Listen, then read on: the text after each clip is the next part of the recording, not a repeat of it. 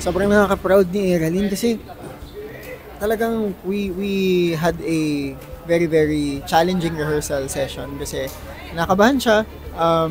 Hindi niya pa siguro mahanap yung confidence para sa kanyang performance dito sa sing-offs. But today, talagang hindi siya Nag-transform siya, nag-transform siya. Like lumabas talaga yung song, yung emotion, yung power, pero also yung restraint.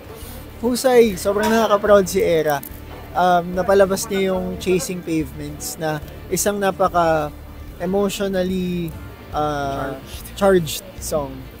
Pero at the same, parang Ginawa niya sarili. ginawa niyang sarili niya. Yun, I think, nasabi na ni Mig Salas lahat. I think si Era, yung journey niya from where she started until now, para sa akin, yun palang worth it na eh. And, of course, mahirapan kami, but I really hope that, she goes further pa. Whether it's in this competition or sa labas, kasi I really believe in Eralyn's talent.